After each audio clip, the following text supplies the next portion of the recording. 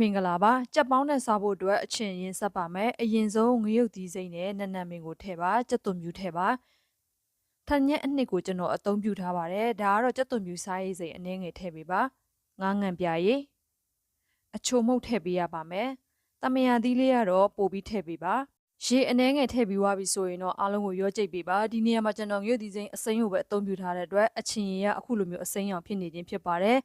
ကြက်ပေါင်ကိုအသုံးပြုထားပါတယ်။တေချာတန့်စင်ပြီးွားပြီဆိုရင်တော့စီအနှဲငယ်နဲ့ပဲငပြားရဲ့အပြစ်တွေနဲ့ရောပြီးတော့နှဲပေးပါ။ကြက်သားကိုတခါတည်းကျွန်တော်တမ်းမပြုတ်ဖဲနဲ့ပေါင်းမှာပဲဖြစ်ပါတယ်။ပေါင်းဖို့အတွက်ဇပလင်နဲ့ဂျင်းနဲ့ပဒဲကောတွေကိုအောက်ကခံပြီးွားပြီဆိုရင်တော့နှဲထားတဲ့ကြက်သားတွေကိုထည့်ပြီးပေါင်းသွားပေးပါ။ပေါင်းတဲ့ကြာချိန်ကတော့15မိနစ်လောက်ပဲဖြစ်ပါတယ်။အခုလိုပြန်ပေါင်းပေးခြင်းကကျွန်တော်တို့ပို့ပြီးတော့အသားကိုအီးဆက်ပြီးပြုတ်တဲ့အခါမှာအကြိုင်းမပြုတ်ရဘဲနဲ့အရင်စားလို့ကောင်းပါတယ်။ပြန်ပြုတ်ဖို့အတွက်ကျွန်တော်တို့ရေထဲကိုနနမင်းအမြင့်ပြောင်းမှုနဲ့ပဲငပြားရဲ့အကြီးအရသာမုံငရုတ်ကောင်းမုံတို့ထည့်ပြီးွားပြီဆိုရင်တော့ပွက်ပွက်ဆူတဲ့အထီအောင်ထားပါပွက်ပွက်ဆူလာပြီဆိုရင်တော့ပေါင်းထားတဲ့ကြက်သားလေးတွေကိုထည့်ပြီးသွားပါ